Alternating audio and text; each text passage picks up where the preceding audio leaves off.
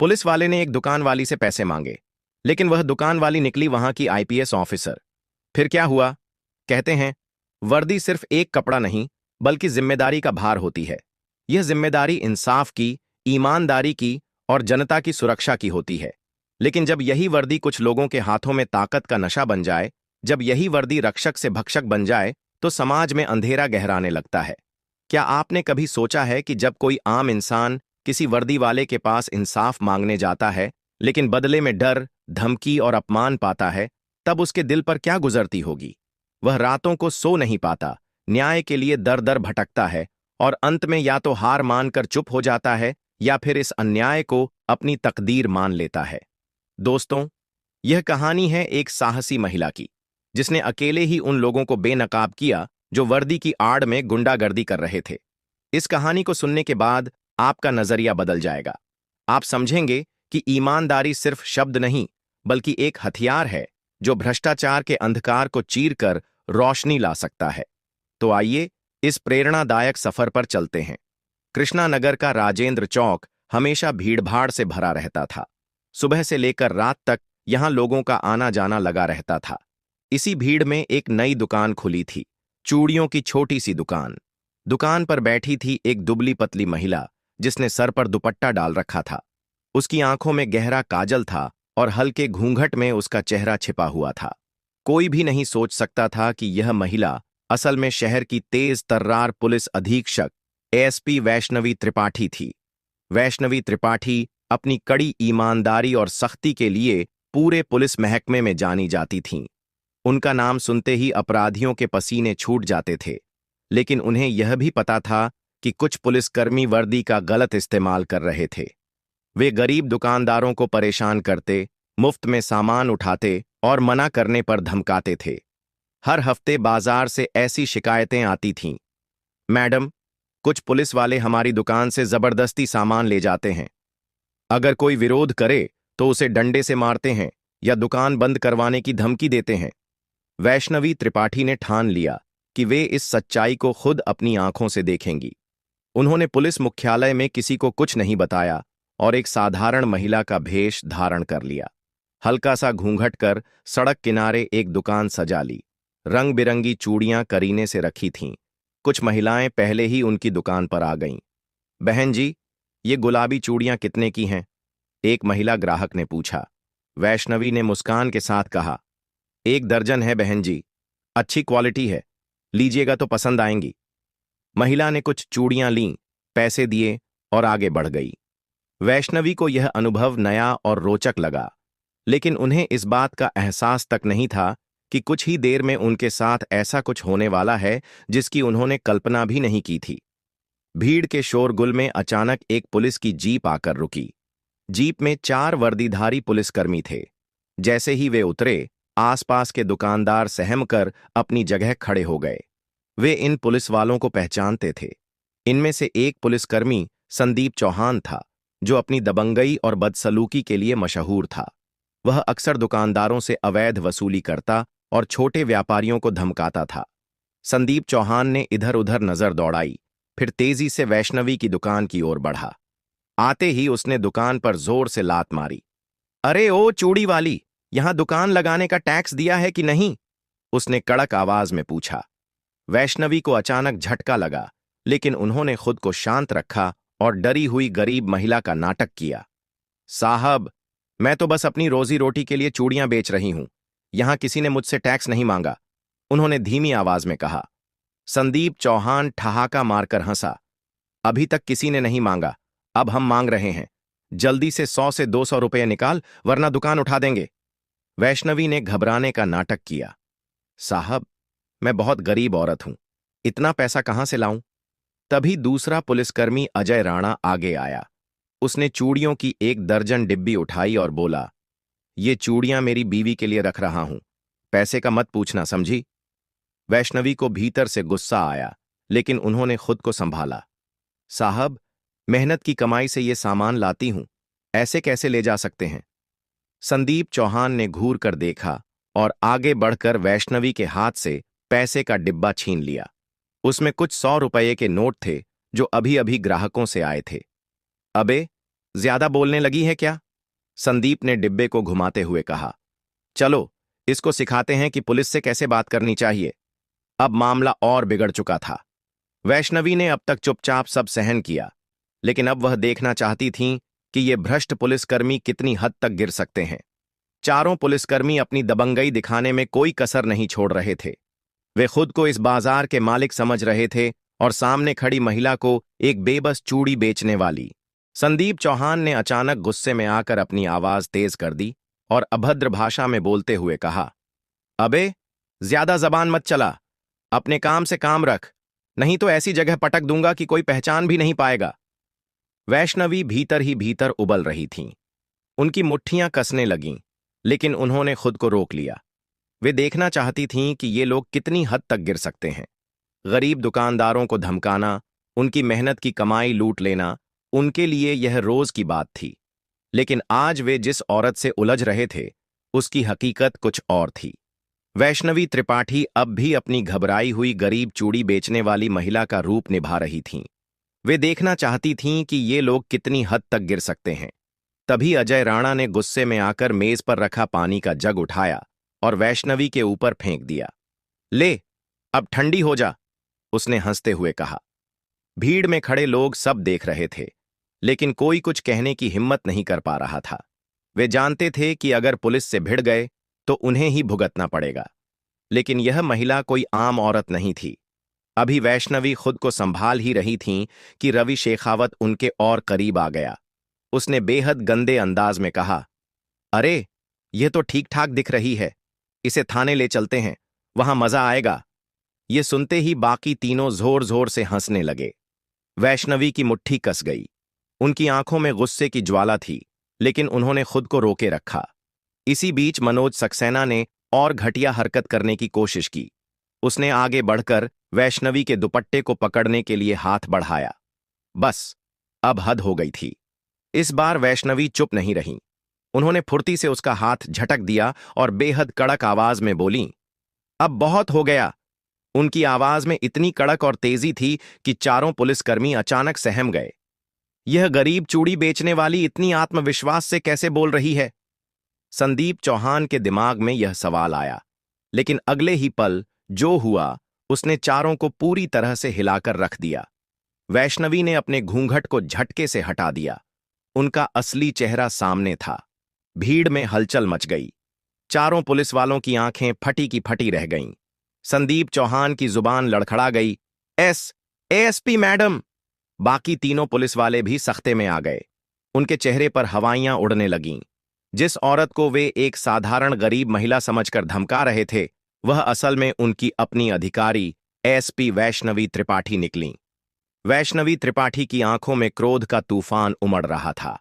उन्होंने चारों को घूरते हुए कहा, अब बोलो, कौन मुझे उठाकर ले जाने वाला था? किसे मजा आने वाला था? चारों पुलिस वालों के चेहरे सफेद पड़ गए। उनके शरीर कांपने लगे। भीड़ में खड़े लोग अब खुलकर बोलने लगे, देखो, इनकी असलियत! जिनसे हमें सुरक्षा की उम्मीद थी, वही लोग अत्याचार कर रहे थे।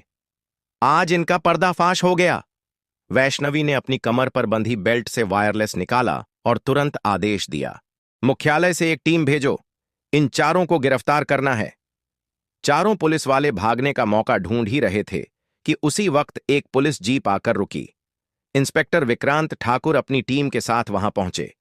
वैष्णवी ने उनकी ओर इशारा करते हुए कहा, इन्हें तुरंत गिरफ्तार करो, इनकी वर्दी उतरवा लो। इंस्पेक्टर विक्रांत ने बिना कोई सवाल किए आदेश का पालन किया। चारों पुलिसकर्मियों को हथकड़ियां पहनाई गईं।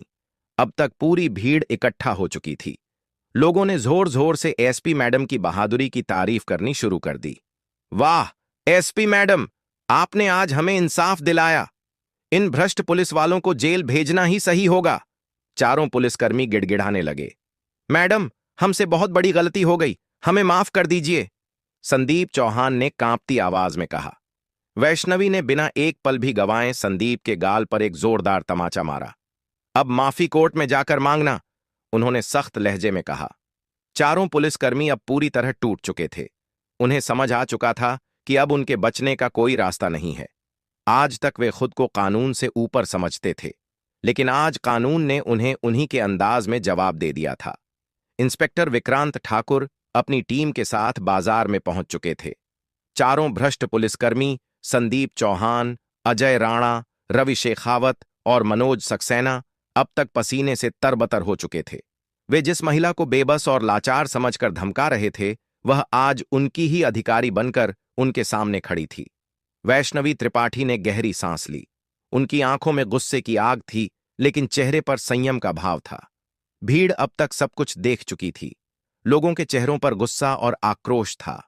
ये वही लोग थे जो हर रोज इन भ्रष्ट पुलिस वालों की बदसलूकी सहते आए थे, लेकिन आज हालात बदल चुके थे। वैष्णवी ने भीड़ की ओर देखा और स्पष्ट आवाज में बोलीं, अब से कोई भी पुलिस वाला आपसे अवैध वसूली नहीं करेगा। कोई भी आपको धमकाने की हिम्मत नहीं करेगा। मैं यह सुनिश्चित करूंगी कि हर व्यापारी को न्याय मिले। भीड़ में हलचल मच गई। लोगों की आंखों में उम्मीद जाग उठी। वैष्णवी ने मुड़कर इंस्पेक्टर विक्रांत को सख्त लहजे में आदेश दिया, इन चारों को तुरंत थाने ले जाओ, इनकी वर्दी उतरवाओ और रिपोर्ट तैयार करो। चारों पुलिसकर्मियों के होश उड़ गए। मैडम, हमसे बहुत बड़ी गलती हो गई, प्लीज हमें माफ कर दीजिए, हमसे दोबारा ऐसा नहीं होगा। संदीप चौहान हाथ जोड़कर गिड़गिड़ाने लगा।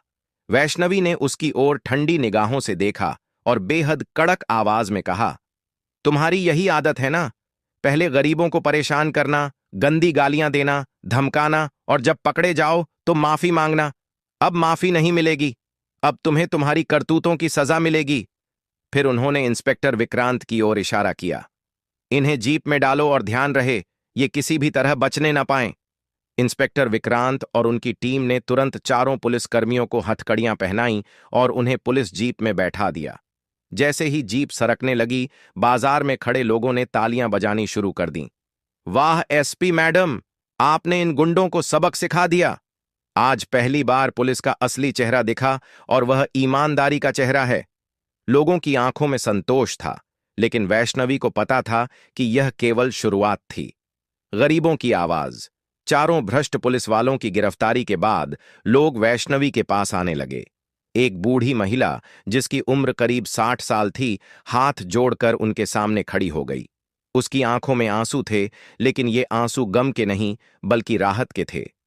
बिटिया, तुम भगवान के रूप में आई हो, उसने कांपती आवाज में कहा। ये लोग हमारी रोजी रोटी छीनने पर तुले थे। हर हफ्ते जबरदस्ती पैसे वसूलते थे।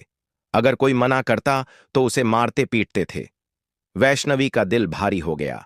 उन्होंने प्यार से बूढ़ी मां के कंधे पर हाथ रखा और नरम स्वर में कहा, अब आपको डरने की जरूरत नहीं है मां।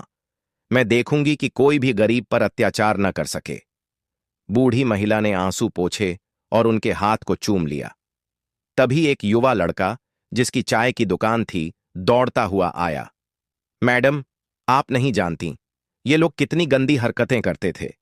हर दिन मेरी दुकान से मुफ्त की चाय पीते थे और अगर पैसे मांगता तो धमकाते थे। कई बार इन्होंने दुकान को तोड़ने तक की धमकी दी। वैष्णवी ने उसे ध्यान से सुना। फिर एक और दुकानदार, मोहन अग्रवाल, गुस्से में उनकी ओर बढ़ा। मैडम, जब आपने इन पुलिस वालों की सच्चाई उजागर की, तब हमारी जान में जान आई। ये लोग हमें ऐसे धमकाते थे जैसे हम उनके गुलाम हों। हमें कभी इनके खिलाफ आवाज उठाने की हिम्मत ही नहीं होती थी, लेकिन आज आपने दिखा दिया कि अगर सही इंसान सही समय पर एक्शन ले तो कुछ भी असंभव नहीं है। वैष्णवी ने गहरी सांस ली। उन्होंने चारों तरफ देखा। लोगों की आंखों में डर के बजाय हिम्मत नजर आ रही थी। उन्होंने एक मजबूत और सख्त आवाज में कहा, आप सब निडर होकर अपना काम करें।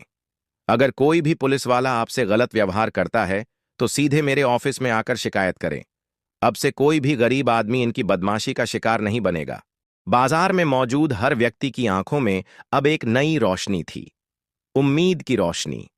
लेकिन वैष्णवी जानती थीं कि यह लड़ाई अब भी खत्म नहीं हुई थी। यह तो सिर्फ पहला कदम था। अब उन्हें उन छिपे हुए भ्रष्ट पुलिस वालों को भी बेनकाब करना था, जो अपनी वर्दी की आड़ में कानून का मजाक बना रहे थे।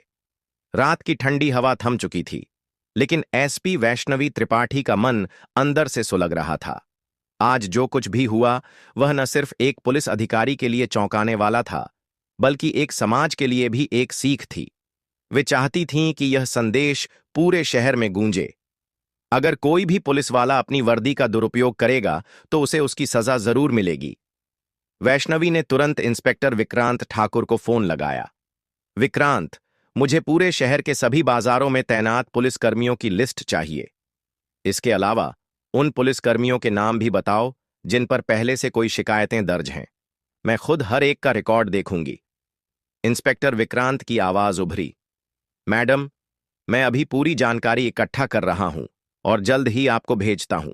साथ ही जिन 4 पुलिस वालों को हमने गिरफ्तार किया है उनके खिलाफ सख्त कार्रवाई शुरू कर दी गई है। वैष्णवी ने फोन काट दिया और एक लंबी सांस ली। उनकी आंखों में दृढ़ निश्चय झलक रहा था। वे जानती थीं कि यह लड़ाई सिर्फ 4 पुलिस वालों को पकड़ने तक सीमित नहीं थी। पुलिस विभाग में और भी कई ऐसे अधिकारी थे जो इन्हीं चारों की तरह थे। अब उन्हें भी सबक सिखाना जरूरी था। उसके बाद वैष्णवी अपनी कार में बैठीं और थाने की ओर निकल पड़ीं। रात के अंधेरे में कार तेजी से आगे बढ़ रही थी, लेकिन उनके मन में एक अलग ही हलचल थी। उनका दिल गुस्से और संकल्प के मिले जुले भावों से भर चुका था। क्या यही है पुलिस महकमे की सच्चाई? क्या वर्दी पहनने वाले कुछ लोग इसे सिर्फ ताकत दिखाने का जरिया मानते हैं? आज जो हुआ वह उनके लिए सिर्फ एक घटना नहीं थी, यह एक झटका था। उनके दिमाग में बार बार संदीप चौहान, अजय राणा, रवि शेखावत और मनोज सक्सेना के चेहरे घूम रहे थे। कैसे उन्होंने एक बेबस चूड़ी बेचने वाली को सताने की कोशिश की थी, कैसे वे उसकी इज्जत से खेलने की योजना बना रहे थे, कैसे वे खुद को कानून से ऊपर समझ बैठे थे और यही लोग शहर में कानून के रखवाले बने फिरते थे। लेकिन अब उन्हें इनका असली चेहरा सबके सामने लाना था। थाने पहुंचते ही वैष्णवी तेजी से गाड़ी से उतरीं। चारों तरफ गहरा सन्नाटा था। थाने के पुलिसकर्मी एकदम सावधान मुद्रा में खड़े हो गए। कोई भी उनकी आंखों में आंख डालने की हिम्मत नहीं कर पा रहा था।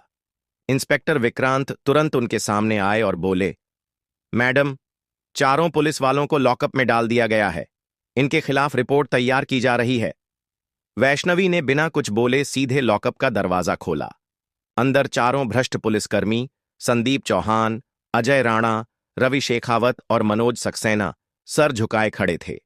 जैसे ही उन्होंने वैष्णवी को अंदर आते देखा, उनके चेहरे का रंग उड़ गया। अब तक जो लोग खुद को शहर के सबसे ताकतवर इंसान समझते थे, वे आज खुद अपराधियों की तरह सलाखों के पीछे खड़े थे। संदीप हाथ जोड़कर गिड़गिड़ाने लगा, मैडम, हमसे बहुत बड़ी गलती हो गई, कृपया हमें माफ कर दीजिए। लेकिन वैष्णवी की आंखों में अब भी आग जल रही थी। उन्होंने बिना एक पल गंवाए संदीप के गाल पर एक जोरदार तमाचा जड़ दिया। पूरे थाने में सन्नाटा छा गया। संदीप हक्का बक्का रह गया। उसका चेहरा गर्म थप्पड़ की मार से लाल हो चुका था। वैष्णवी ने अजय राणा की ओर रुख किया और उसे भी उतनी ही जोर से थप्पड़ मारा। अब उनकी तेज आवाज पूरे थाने में गूंज उठी। अब गलती का एहसास हो गया।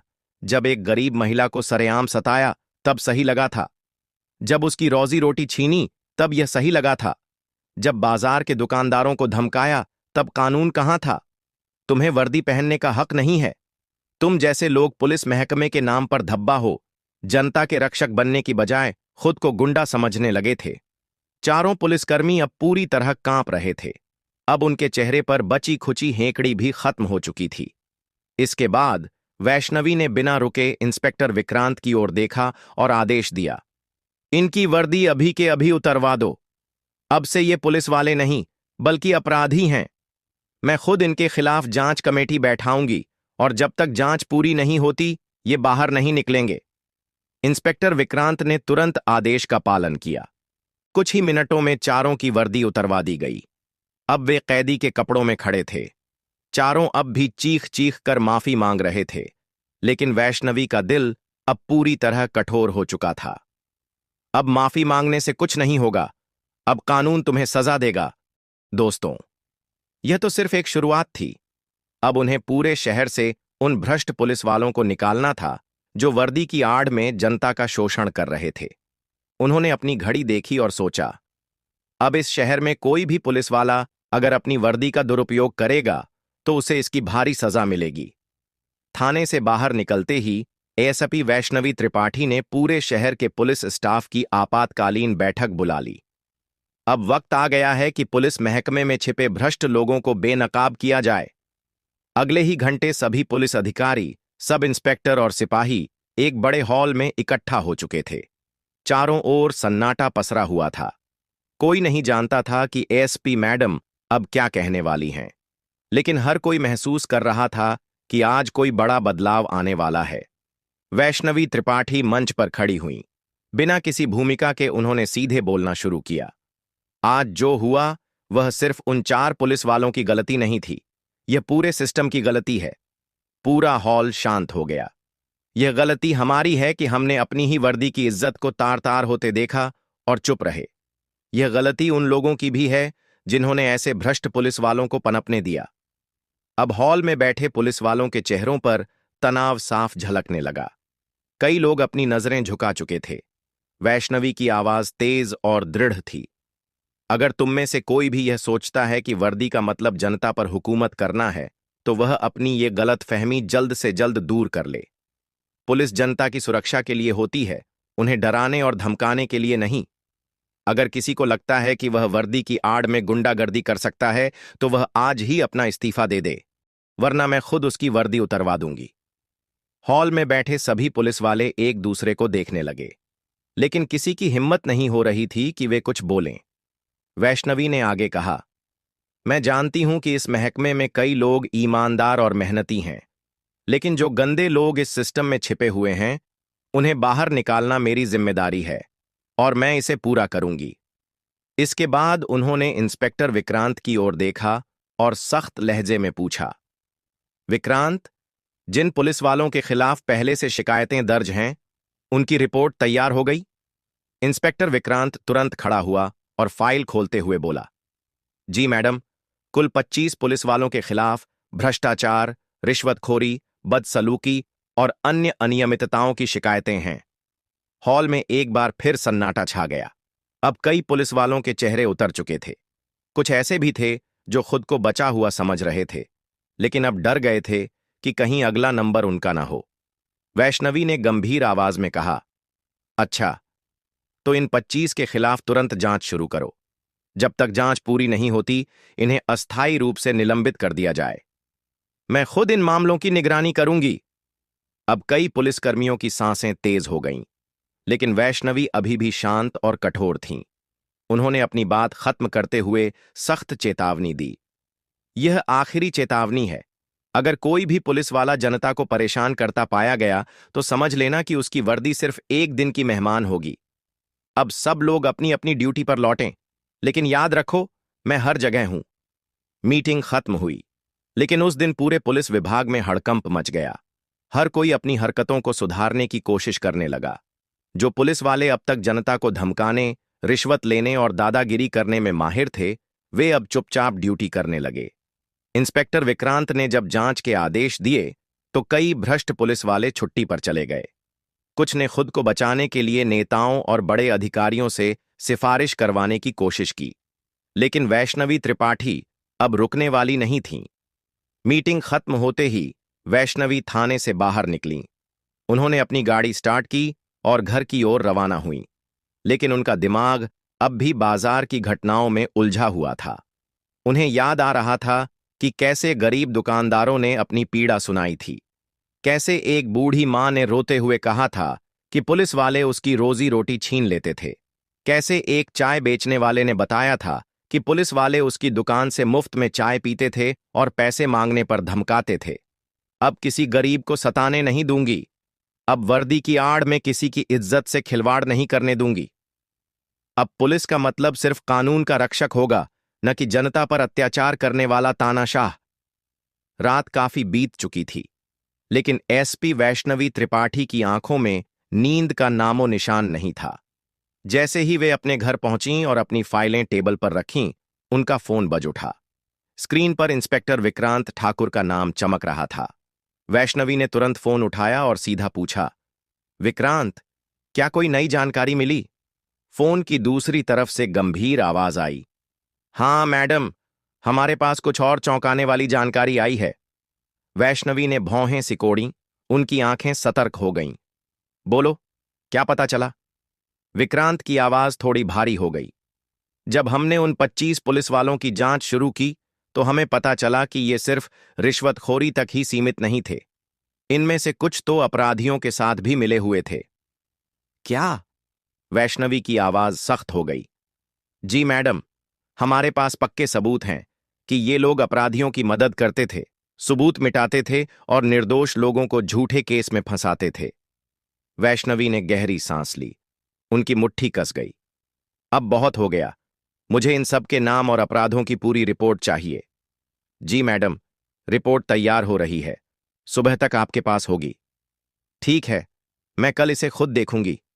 फोन काटने के बाद वैष्णवी खिड़की के पास जा खड़ी हुई। बाहर सड़क पर स्ट्रीट लाइट की हल्की रोशनी पड़ रही थी, लेकिन उनके दिमाग में अब भी अंधेरा था। भ्रष्टाचार का, अपराध का, अन्याय का। अगर कोई वर्दी पहनकर अपराधी से भी बदतर हरकत करे तो वह सबसे बड़ा गुनाहगार होता है, उन्होंने खुद से कहा। अब अगला दिन किसी नए तूफान से कम नहीं होने वाला था। सुबह होते ही वैष्णवी सीधे अपने ऑफिस पहुंची। जैसे ही वे अपने केबिन की ओर बढ़ीं, उन्होंने देखा कि ऑफिस के बाहर कई पत्रकार खड़े थे। कल हुई घटना अब शहर भर की सुर्खी बन चुकी थी। हर कोई जानना चाहता था कि एसपी मैडम ने अपने ही विभाग के पुलिसकर्मियों पर इतनी सख्त कार्रवाई क्यों की। जैसे ही वे ऑफिस में घुसीं, एक पत्रकार ने आगे बढ़कर सवाल दाग दिया। मैडम, आपने 4 पुलिस वालों को गिरफ्तार किया और 25 को सस्पेंड कर दिया। क्या आपको नहीं लगता कि इससे पुलिस फोर्स का मनोबल गिर सकता है? वैष्णवी ने उसकी ओर ठंडी निगाहों से देखा, फिर बिल्कुल सख्त लहजे में जवाब दिया। अगर किसी का मनोबल रिश्वत लेने, लोगों को धमकाने और गुंडागर्दी करने से बढ़ता है, तो ऐसा मनोबल गिरना ही चाहिए। मुझे एक ईमानदार और जवाबदेह पुलिस फोर्स चाहिए, न कि गुंडों का गिरोह। पत्रकार चुप हो गया। बाकी सभी लोग भी अब उनकी दृढ़ता को समझ चुके थे। थोड़ी देर बाद इंस्पेक्टर विक्रांत उनके ऑफिस में दाखिल हुआ। उसके हाथ में एक मोटी फाइल थी। मैडम, यह रही पूरी रिपोर्ट।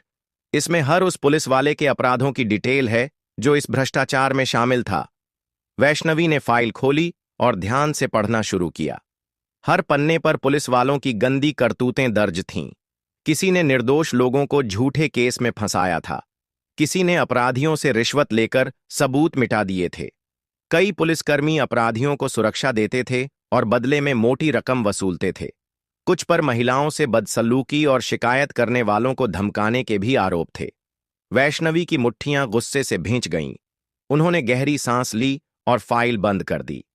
विक्रांत, इन सभी के खिलाफ तुरंत विभागीय जांच शुरू करवाओ, और जिनके खिलाफ पक्के सबूत हैं उन्हें सिर्फ निलंबित मत करो, सीधे बर्खास्त करने की सिफारिश करो। इंस्पेक्टर विक्रांत ने तुरंत आदेश मानते हुए सिर हिलाया। जी मैडम। अब तक पुलिस महकमे में हलचल मच चुकी थी।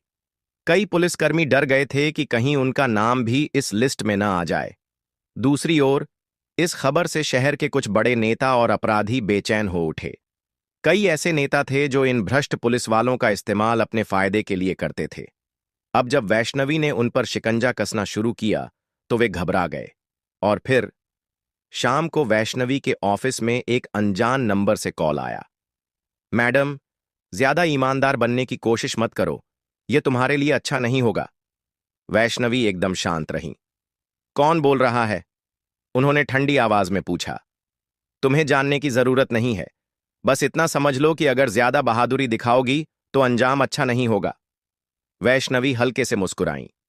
धमकी देने वाले बहुत देखे हैं, अगर हिम्मत है तो सामने आकर बात करो। समझदार को इशारा ही काफी होता है। फिर फोन कट गया। वैष्णवी ने फोन टेबल पर रखा और हल्की सी मुस्कान आई।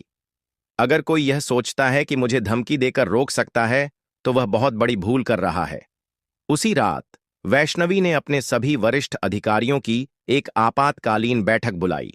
बैठक में उन्होंने साफ साफ कहा, हमारे सामने 2 रास्ते हैं, या तो हम इस भ्रष्टाचार को खत्म करें या फिर इसे चलते रहने दें और खुद भी इसका हिस्सा बन जाएं। लेकिन मैं दूसरा रास्ता कभी नहीं चुनूंगी। फिर उन्होंने सख्त लहजे में कहा, जो लोग इस सफाई अभियान में मेरे साथ हैं वे पूरी ईमानदारी से काम करें, और जो लोग खुद को इस गंदगी में शामिल पाते हैं वे या तो सुधर जाएं या फिर हम उन्हें हटा देंगे। अब लड़ाई और बड़ी हो गई थी।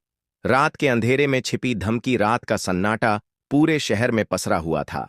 लेकिन एसपी वैष्णवी त्रिपाठी के मन में उथल पुथल मची थी। जैसे ही वे अपने घर के दरवाजे तक पहुंची, उन्होंने देखा कि फर्श पर एक लिफाफा पड़ा हुआ था। कौन छोड़ गया होगा? उन्होंने चारों ओर नजर दौड़ाई, लेकिन सड़क पर कोई नहीं था। उनकी आंखों में सावधानी और सतर्कता झलकने लगी। उन्होंने धीरे से लिफाफा उठाया और खोला। अंदर एक चिट्ठी थी। अगर जिंदा रहना चाहती हो तो यह सब बंद कर दो, वरना बहुत बुरा होगा। वैष्णवी ने चिट्ठी को मोड़ा और पास रखी जलती मोमबत्ती की लौ के पास ले जाकर जला दिया। अब खेल शुरू हो चुका था। उन्होंने ठंडी आवाज में खुद से कहा, अब देखना कौन बच पाता है। वैष्णवी घर के अंदर आईं। कमरे में हल्का अंधेरा था, लेकिन उनके दिमाग में बिजली सी कौंध रही थी। उनके कदमों की आहट घर के फर्श पर गूंज रही थी। हाथ में अब भी चिट्ठी की जलती हुई राख थी, लेकिन उनके चेहरे पर डर का कोई नामो निशान नहीं था, बल्कि एक ठहराव था। वो ठहराव जो तूफान आने से पहले होता है।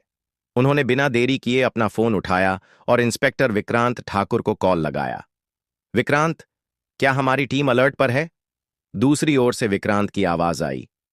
जी मैडम, हमने सभी संदिग्ध पुलिस वालों और अपराधियों की गतिविधियों पर नजर रखनी शुरू कर दी है। वैष्णवी ने गहरी सांस ली। और वैष्णवी हल्की मुस्कान के साथ बोली, मैंने अपने करियर में कई बार ऐसी धमकियां सुनी हैं, लेकिन किसी की हिम्मत नहीं हुई कि मुझे रोक सके। अगर कोई सोच रहा है कि मैं डर जाऊंगी, तो उसे बहुत बड़ा धोखा हुआ है। विक्रांत ने तुरंत जवाब दिया। समझ गया मैडम, हम पूरी तरह से सतर्क रहेंगे। वैष्णवी ने फोन रख दिया। अब उनकी आंखों में एक नई चमक थी। अब ये लड़ाई सिर्फ भ्रष्ट पुलिस वालों के खिलाफ नहीं थी। अब ये लड़ाई उन ताकतवर लोगों के खिलाफ थी जिन्होंने सालों से सिस्टम को अपनी मुट्ठी में जकड़ रखा था। सुबह होते ही वैष्णवी ने अपने ऑफिस में एक प्रेस कॉन्फ्रेंस बुलाई। हॉल में पत्रकारों की भीड़ थी। हर कोई उनकी कार्रवाई पर सवाल उठाने के लिए तैयार बैठा था। जैसे ही वैष्णवी मंच पर आईं, कैमरे उनकी ओर घूम गए। उन्होंने बिना किसी भूमिका के कहना शुरू किया, मैं साफ साफ कहना चाहती हूं कि पुलिस विभाग में भ्रष्टाचार को बिल्कुल बर्दाश्त नहीं किया जाएगा। हमने अब तक कई पुलिस वालों को निलंबित किया है और कुछ को बर्खास्त करने की प्रक्रिया में हैं, लेकिन यह सिर्फ शुरुआत है। भीड़ में बैठे पत्रकार गंभीरता से उनकी बातें सुन रहे थे। एक पत्रकार ने हाथ उठाकर पूछा, मैडम, क्या आपको इस सफाई अभियान के कारण किसी तरह की धमकी मिली है?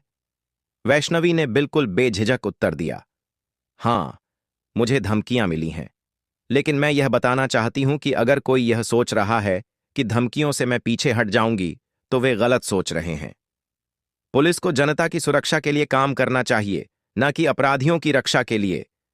एक और पत्रकार ने सवाल किया, क्या आपको लगता है कि सिस्टम में गहराई तक फैला भ्रष्टाचार पूरी तरह खत्म किया जा सकता है?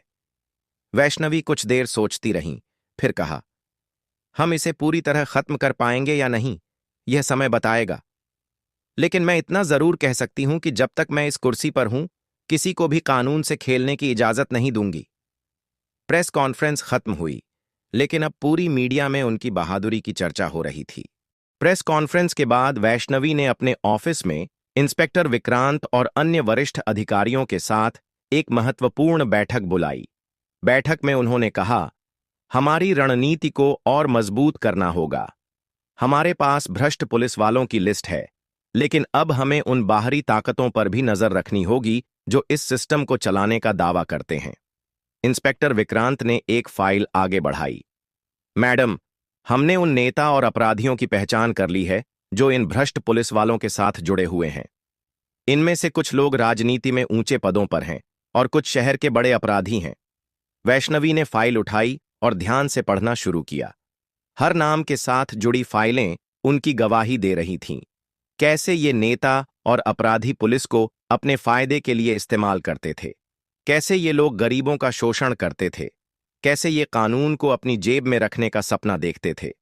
वैष्णवी ने फाइल बंद की और सख्त आवाज में कहा, अब वक्त आ गया है कि इन पर भी कार्रवाई की जाए। एक अधिकारी ने झिझकते हुए कहा, मैडम, इनमें से कुछ लोग बहुत ताकतवर हैं। अगर हमने उन पर हाथ डाला तो यह मामला बहुत बड़ा हो सकता है। वैष्णवी ने उसे घूर कर देखा और दृढ़ स्वर में बोली, अगर हमें इस वर्दी की इज्जत बचानी है तो हमें किसी भी ताकतवर व्यक्ति से डरने की जरूरत नहीं है। अगर वे गलत कर रहे हैं तो उन्हें सजा मिलेगी, चाहे वे कितने भी बड़े क्यों ना हों। बैठक खत्म हुई, लेकिन अब पूरी पुलिस फोर्स में हलचल थी। हर कोई जानता था कि अब बात सिर्फ कुछ भ्रष्ट पुलिस वालों की नहीं थी, अब असली खेल शुरू हुआ था। रात होते ही वैष्णवी ने अपनी टीम के साथ एक गुप्त ऑपरेशन शुरू किया। वे खुद आम नागरिक की तरह शहर की गलियों में निकलीं। जहां अपराधियों की गतिविधियां होती थीं, वहीं जाकर उन्होंने असलियत देखनी चाहिए। जैसे ही वे एक काले शीशे वाली गाड़ी के पास पहुंचीं, उन्होंने देखा कि कुछ लोग पैसों का लेन देन कर रहे थे। यह एक अवैध डील थी, जिसमें पुलिस की मिलीभगत भी साफ दिख रही थी। वैष्णवी ने अपनी टीम को इशारा किया और कुछ ही सेकंड में चारों ओर से पुलिस ने उन्हें घेर लिया। जैसे ही पुलिस ने अपराधियों की तलाशी ली, उनके पास से कई अवैध दस्तावेज और पैसों की गड्डियां बरामद हुईं। लेकिन सबसे चौंकाने वाली बात तब सामने आई जब उन पकड़े गए लोगों में से एक ने डरते डरते एक ऐसा राज खोला जिसने सभी को हैरान कर दिया। पुलिस की हिरासत में खड़ा एक अपराधी कांपते हुए बोला, मैडम, हम तो बस मोहरे हैं, हमारे पीछे बड़े लोग हैं। वैष्णवी की नजरें गहरी हो गईं। कौन बड़े लोग? उन्होंने सख्त आवाज में पूछा। आरोपी घबराया, उसने इधर उधर देखा जैसे कुछ छिपाना चाहता हो। इंस्पेक्टर विक्रांत ने सख्ती से कहा, सच सच बता दो, वरना अंजाम जानते हो। अब आरोपी की हिम्मत जवाब दे गई। मैडम, इस पूरे रैकेट के पीछे कुछ बड़े नेता हैं। ये वही लोग हैं जो शहर में कानून को अपनी मुट्ठी में रखते हैं, पुलिस को अपने फायदे के लिए इस्तेमाल करते हैं। वैष्णवी की भौहें तन गईं। अब उनकी समझ में आ गया था कि मामला कितना गंभीर था। यह सिर्फ कुछ भ्रष्ट पुलिस वालों की करतूत नहीं थी, यह पूरे सिस्टम में फैले भ्रष्टाचार की जड़ थी। और इस जड़ को उखाड़ फेंकना आसान नहीं था, लेकिन उन्होंने ठान लिया था, मैं इसे खत्म करके ही दम लूंगी। अब उन्हें किसी धमकी की परवाह नहीं थी, अब कोई उन्हें डरा नहीं सकता था। इस पूरी घटना से एक बहुत बड़ी सीख मिलती है। अगर कोई व्यक्ति अपने सिद्धांतों पर अडिग रहे और ईमानदारी से अपने कर्तव्यों का पालन करे, तो वह चाहे किसी भी राह पर चले, मुश्किलें जरूर आएंगी, लेकिन अंत में वही सही साबित होगा। किसी भी कठिनाई से घबराना नहीं चाहिए, क्योंकि सच्चाई की ताकत सबसे बड़ी होती है। बदलाव की शुरुआत खुद से होती है, और अगर दिल में सच्चाई और न्याय का जुनून हो, तो हर रुकावट एक कदम और आगे बढ़ने का कारण बनती है। अगर आपको यह कहानी पसंद आई हो, तो इस वीडियो को लाइक करें और अपने विचार हमें कमेंट में बताएं। क्या मंदोदरी वास्तव में बाली की पत्नी थी? क्या रावण ने छल से उसका हरण किया था? क्या यह केवल एक षड्यंत्र था, या इसके पीछे कोई और रहस्य छिपा था? दोस्तों, आज हम आपको उस रहस्यमयी प्रसंग के बारे में बताएंगे जिसे बहुत कम लोग जानते हैं। रावण, बाली और मंदोदरी, इन तीनों के बीच के इस रहस्य में ऐसे अनसुने और चौंकाने वाले तथ्य छिपे हैं जिन पर शायद ही आपने पहले कभी ध्यान दिया होगा। आखिर क्यों रावण ने बाली की पत्नी मंदोदरी का हरण किया? कैसे उसने अपने छल और शक्ति से मंदोदरी को अपनी रानी बना लिया? और सबसे महत्वपूर्ण, क्या मंदोदरी ने भी रावण को स्वीकार किया, या इसके पीछे कोई और रहस्य था? इन सभी रहस्यों से पर्दा उठाने के लिए वीडियो को पूरा देखें और सनातन धर्म की इस अद्भुत गाथा को जानने के लिए अंत तक जुड़े रहें। रावण ने क्यों किया था बाली की पत्नी मंदोदरी के साथ संबंध? आप तो यही जानते हैं कि मंदोदरी रावण की पत्नी थी, लेकिन क्या वह वास्तव में पहले बाली की पत्नी थी? यदि मंदोदरी बाली की पत्नी थी, तो फिर रावण ने उसका हरण कैसे किया? कैसे उसने मंदोदरी को अपनी पत्नी बना लिया? कैसे उसने मंदोदरी के साथ संबंध स्थापित किए? इन्हीं सभी प्रश्नों के उत्तर जानने के लिए आज हम इस वीडियो में चर्चा करने जा रहे हैं। तो जुड़े रहिए हमारे साथ, और इस कथा के रहस्यों को जानने के लिए वीडियो को अंत तक देखें। बात उन दिनों की है जब तीनों लोकों में दो महाबलशाली योद्धाओं की चर्चा होती थी। एक था लंकापति रावण, जो अपने अद्भुत पराक्रम से तीनों लोकों को जीतने के अभियान पर था, और दूसरा था किष्किंधा का अपराजेय योद्धा बाली, जिसे स्वयं भगवान विष्णु का वरदान प्राप्त था। बाली को यह अद्वितीय वरदान प्राप्त था कि जो भी उससे युद्ध करेगा, उसकी आधी शक्ति स्वतः ही बाली में समाहित हो जाएगी। इसका अर्थ था कि बाली से युद्ध करने वाला योद्धा जितना ही शक्तिशाली होगा, बाली उतना ही अधिक बलशाली बन जाएगा। लेकिन केवल वरदान ही बाली की शक्ति का एकमात्र कारण नहीं था। बाली एक महान तपस्वी था। वह प्रतिदिन संध्या वंदन करता, गहन ध्यान और कठोर तपस्या में लीन रहता। उसका नियम था कि जब तक वह संध्या वंदन नहीं करता तब तक दिन की कोई भी गतिविधि प्रारंभ नहीं करता। यदि वह किसी शत्रु का वध करता तो अपने पापों के निवारण के लिए घोर तपस्या करता। इसी कठोर तपस्या के कारण उसकी शक्ति दिन दूनी रात चौगुनी बढ़ती जा रही थी। इधर रावण अपने बल और पराक्रम के मद में चूर था। उसने स्वर्ग लोक को जीत लिया था, पाताल लोक पर भी विजय प्राप्त कर ली थी और अब पृथ्वी के समस्त राजाओं को अपने अधीन करने के लिए अभियान पर निकला था। वह जहां जहां जाता अपने भयंकर पराक्रम से राजाओं को पराजित कर उन्हें अपना दास बना लेता। रावण की किष्किंधा यात्रा अपनी अजेयता के अहंकार में चूर, रावण ने सोचा कि अब उसे किष्किंधा के राजा बाली को भी अपने अधीन कर लेना चाहिए। रावण किष्किंधा पहुंचा और बाली को युद्ध के लिए ललकारा, परंतु उस समय बाली गहन तपस्या में लीन था। रावण बार बार बाली को चुनौती देता रहा, किंतु बाली एक क्षण के लिए भी अपनी तपस्या से विचलित नहीं हुआ। रावण यह सहन नहीं कर सका।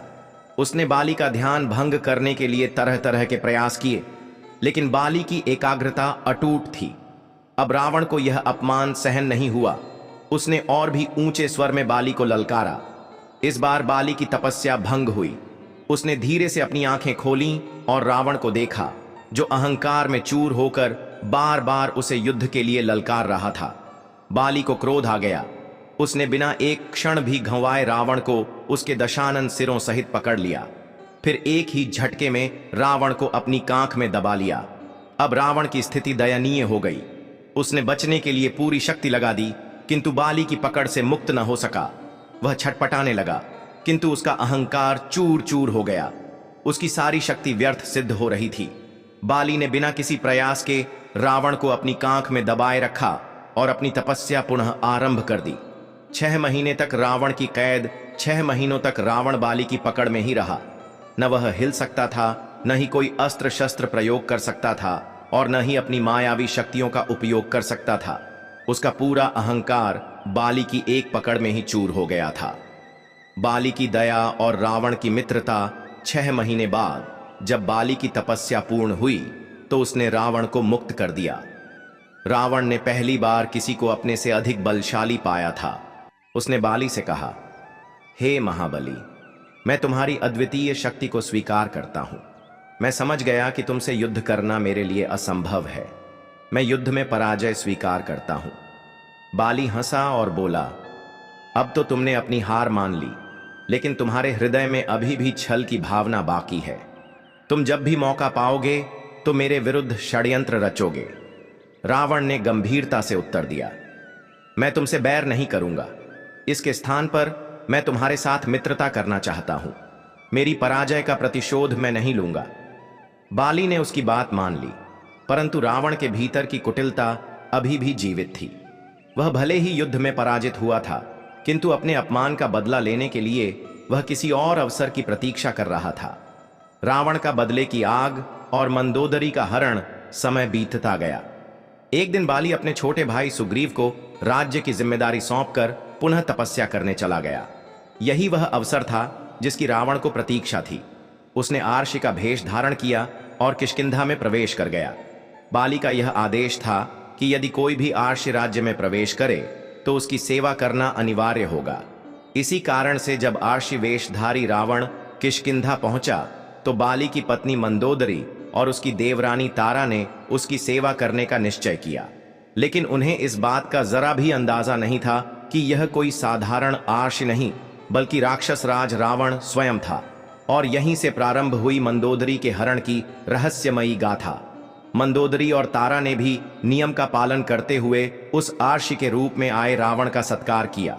उन्होंने उसे आसन दिया, जल अर्पित किया और भोजन परोसने का आग्रह किया।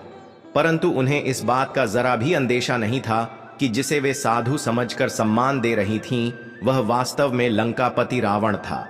जैसे ही मंदोदरी और तारा ने उसकी सेवा में हाथ जोड़कर प्रणाम किया, रावण ने तुरंत अपनी असली शक्ति प्रकट की।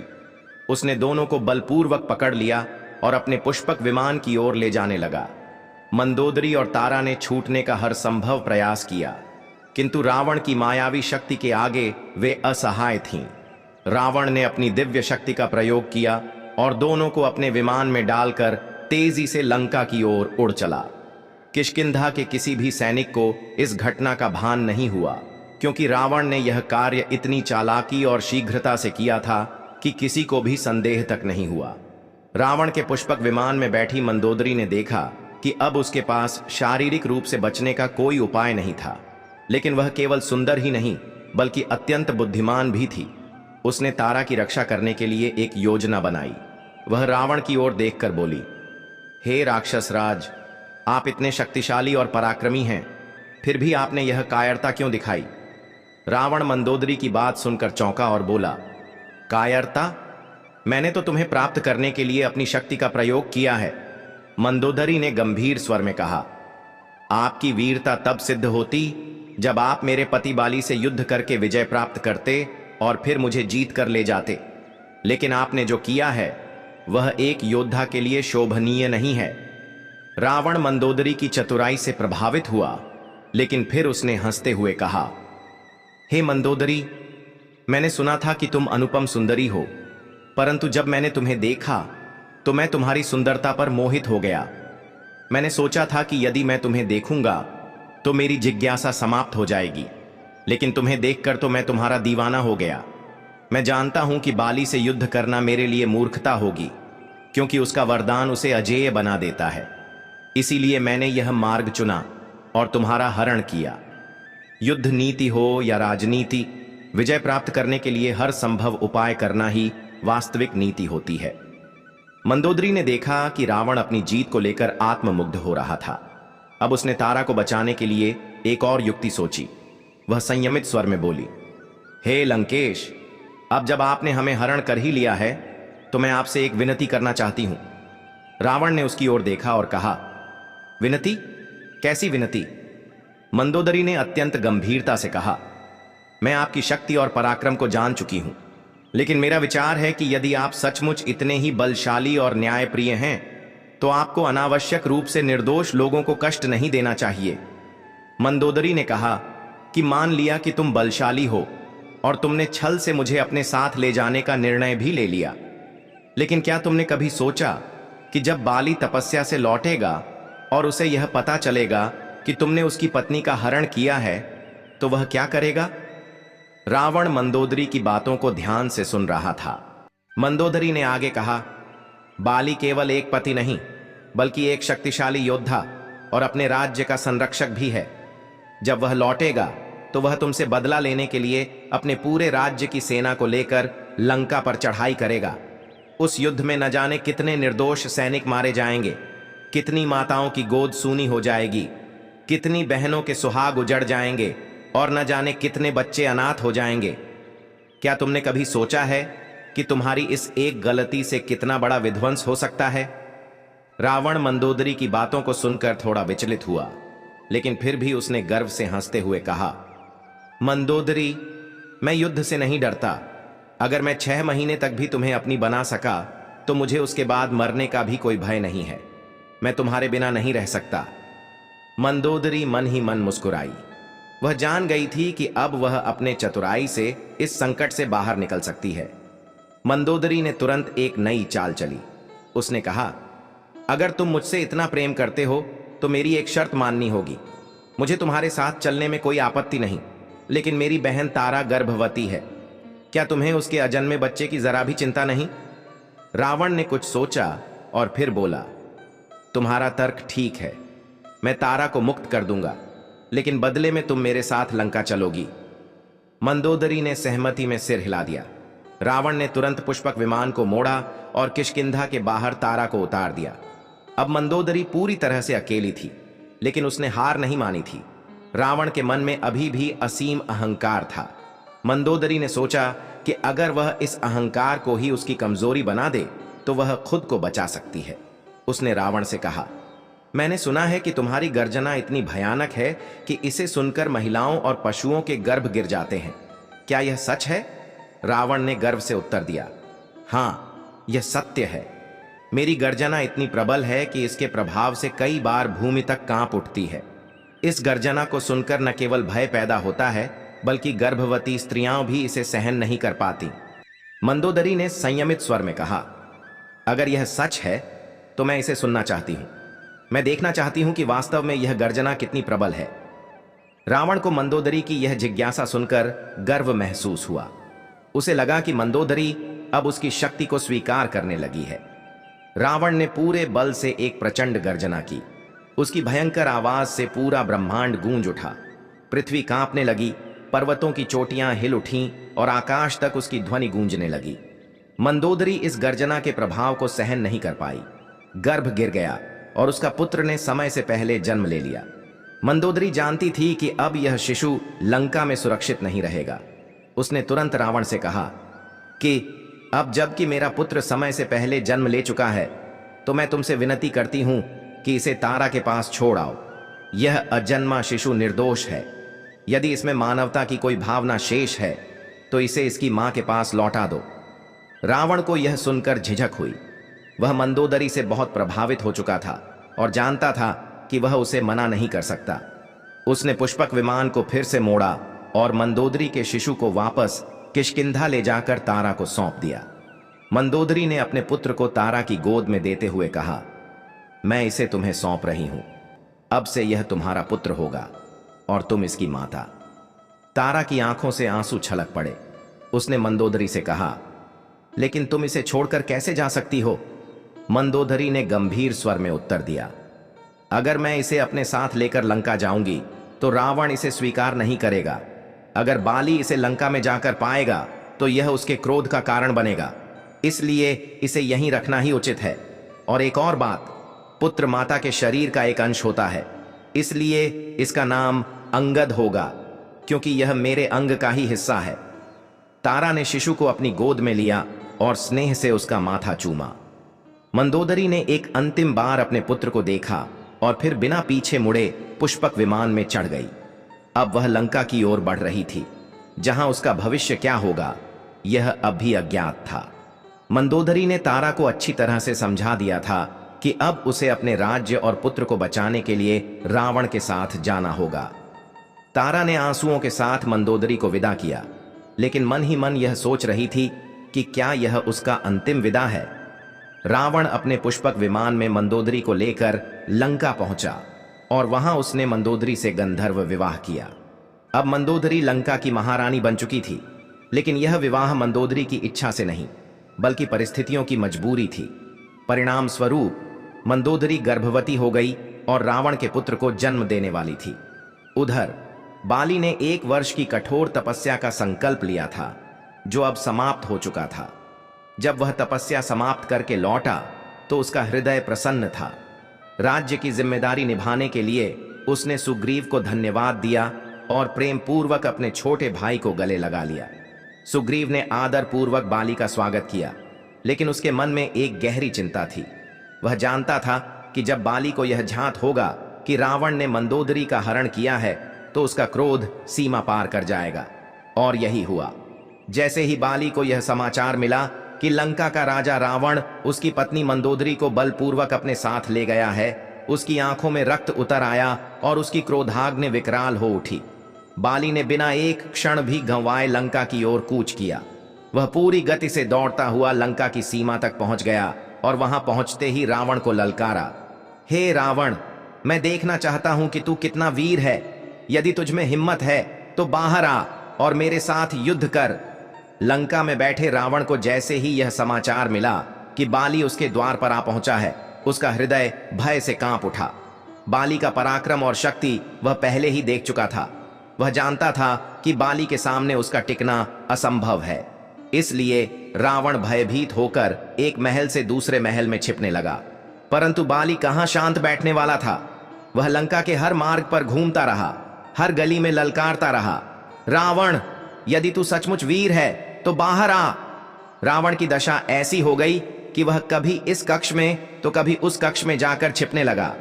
वह कोई उपाय नहीं खोज पा रहा था कि कैसे बाली से अपने प्राणों की रक्षा की जाए। मंदोदरी ने बचाई लंका। मंदोदरी यह सब देख रही थी। वह समझ गई कि अगर बाली और रावण का सीधा टकराव हुआ तो पूरी लंका युद्ध की आग में जल जाएगी। न जाने कितने निर्दोष लोग मारे जाएंगे, न जाने कितने परिवार उजड़ जाएंगे। इसलिए मंदोदरी ने लंका को विनाश से बचाने का निश्चय किया। उसने रावण से कहा, यदि तुम सच में अपनी प्रजा के हितैषी हो तो युद्ध से पहले एक और उपाय करो। बाली को महल में आमंत्रित करो और उसे आतिथ्य देकर शांत करने का प्रयास करो। यदि वह भोजन ग्रहण कर ले तो उसके क्रोध को शांत किया जा सकता है। रावण पहले तो डर गया, लेकिन मंदोदरी के इस सुझाव पर सहमत हो गया। उसने बाली के पास दूत भेजा और उसे महल में भोजन के लिए आमंत्रित किया। बाली को जब संदेश मिला कि रावण ने उसे भोजन के लिए आमंत्रित किया है तो वह सोच में पड़ गया। क्या यह छल है या सच में यह रावण की पश्चाताप की भावना है? लेकिन बाली अपनी शक्ति पर पूर्ण विश्वास रखता था, इसलिए वह महल की ओर बढ़ा। महल में प्रवेश करते ही रावण मंदोदरी के पीछे खड़ा हो गया और अत्यंत दीन भाव से बोला, हे महाबली बाली, मैं एक ब्राह्मण पुत्र हूं और अपने वचन का पालन करता हूं। मैं आपकी महारानी को आदर के साथ आपको सौंप दूंगा, लेकिन आप पहले मेरी मित्रता स्वीकार करें और मेरे आतिथ्य को ग्रहण करें। बाली मंदोदरी की ओर देखता रहा। उसकी आंखों में क्रोध था, लेकिन मंदोदरी ने अपने हाथ जोड़ लिए थे। बाली को समझ आ गया कि मंदोदरी ने लंका को नरसंहार से बचाने के लिए यह उपाय किया है। बाली ने रावण की बात स्वीकार कर ली और भोजन के लिए बैठ गया। जैसा कि सनातन परंपरा में होता है, भोजन हमेशा पृथ्वी पर बैठकर लकड़ी के पटले पर किया जाता था। बाली ने अपने भोजन को मंत्रों द्वारा पवित्र किया और उसे भोग लगाया। रावण ने अपनी कुटिल चाल का प्रयोग करते हुए अपनी थाली में से एक ग्रास खाकर उसे बाली की थाली में रख दिया। मंदोदरी जानती थी कि बाली कभी किसी का झूठा भोजन नहीं करता, इसलिए उसने रावण से यह कार्य करवाया। बाली ने जैसे ही यह देखा, उसकी आंखें क्रोध से लाल हो गईं। उसने अत्यंत प्रचंड गर्जना की, जिससे संपूर्ण लंका कांप उठी। बाली की इस भयंकर गर्जना से मंदोदरी समेत 70,200 राक्षसों की गर्भवती स्त्रियों के गर्भ गिर गए। पूरी लंका में हाहाकार मच गया। महल से लेकर गलियों तक राक्षसी स्त्रियों का विलाप सुनाई देने लगा। रावण, जो पहले ही भयभीत था, अब अपनी मृत्यु को सामने देखकर कांपने लगा। वह मंदोदरी के पीछे जाकर छिपने लगा, क्योंकि वह जानता था कि बाली की शक्ति से बच पाना असंभव है। गर्भ के कष्ट से पीड़ित मंदोदरी अपने दर्द को समेटे हुए बाली के सामने हाथ जोड़कर खड़ी हो गई। उसने विनीत स्वर में कहा, हे महात्मा, हे वैष्णव, हे बलवानों में श्रेष्ठ बाली, आपके समक्ष यह रावण एक तुच्छ प्राणी है। यह केवल एक योद्धा नहीं, बल्कि आर्षि विश्रवा का पुत्र भी है। आप तो आर्षियों के रक्षक हैं, फिर आप कैसे एक ब्राह्मण कुल में जन्मे व्यक्ति का वध कर सकते हैं? बाली उसकी बात सुनकर शांत नहीं हुआ। उसकी आंखों में अभी भी क्रोध की ज्वाला जल रही थी। मंदोदरी ने अपनी आंखें झुका लीं और धीमे स्वर में कहा, हे महाबली, मैं अब आपके योग्य नहीं रही। इसने मेरे साथ जो कुछ किया, उसके कारण मैं अब आपकी पत्नी कहलाने लायक नहीं हूं। अब आप मेरी ओर देख भी नहीं सकते। आपके नियमों के अनुसार यदि किसी ने किसी का झूठा भोजन किया हो तो वह उसे स्पर्श नहीं करता। तो फिर आप कैसे मुझे स्वीकार कर सकते हैं, जब मेरा पूरा अस्तित्व अब इस पाप में समाहित हो चुका है? यह सुनकर बाली का क्रोध कुछ क्षण के लिए शोक में बदल गया। उसने मंदोदरी की ओर देखा, फिर गहरी सांस लेते हुए कहा, रावण की गर्जना से मेरे पुत्र अंगद का जन्म समय से पहले हो गया था, जिसके कारण उसका शरीर दुर्बल हुआ है। आज के बाद इस पापी की गर्जना से कोई और मां अपने शिशु को खो न सके। यह कहकर बाली ने पुनः एक प्रचंड गर्जना की। इस बार उसकी गर्जना इतनी भयानक थी कि लंका की सभी गर्भवती स्त्रियों के गर्भ गिर गए। चारों ओर हाहाकार मच गया। महल से लेकर गलियों तक माताओं की चीखें सुनाई देने लगीं। रावण ने अपने प्राणों की रक्षा के लिए फिर से मंदोदरी के पीछे शरण ले ली। अब लंका विनाश के कगार पर थी। मंदोदरी ने पुनः हाथ जोड़कर कहा, हे महाबली, आपके बल का कोई मुकाबला नहीं कर सकता, परंतु यह युद्ध लंका को पूर्ण रूप से नष्ट कर देगा। राक्षस और वानर दोनों ही युद्ध में मारे जाएंगे। क्या आप निर्दोषों के रक्त को अपने हाथों से बहाना चाहेंगे? बाली ने मंदोदरी की आंखों में देखा। उसकी आंखों में केवल प्रार्थना थी, कोई छल नहीं। उसने कुछ क्षण विचार किया और फिर क्रोधित होते हुए बोला, यदि यह तुच्छ प्राणी दोबारा किष्किंधा की ओर देखेगा तो मैं इसे स्वयं यमलोक पहुंचा दूंगा। बाली ने दिया रावण को जीवन दान। इसके बाद बाली ने रावण को छोड़ दिया और लंका से वापस लौट गया। परंतु अब रावण बाली के नाम से भी डरने लगा। उसने किष्किंधा की ओर देखना तक छोड़ दिया। वह जानता था कि यदि वह दोबारा बाली से टकराया तो यह उसका अंत होगा। उधर मंदोदरी गर्भवती थी और कुछ ही महीनों बाद उसने एक पुत्र को जन्म दिया, परंतु ज्योतिषियों ने कहा कि उसका जन्म अशुभ समय में हुआ है, जिससे रावण की मृत्यु का संकेत मिलता है। रावण ने उसी क्षण निर्णय लिया कि उसकी संतान का पालन पोषण लंका में नहीं होगा। उसने अपने जन्मपुत्र समेत 62,000 नवजात शिशुओं को एक नदी में बहा दिया। ये सभी शिशु एक वट वृक्ष बरगद के पेड़ के पास पहुंचे और वहीं पर इस बरगद का दूध पीकर सब जीवित बच गए और धीरे धीरे बड़े होने लगे।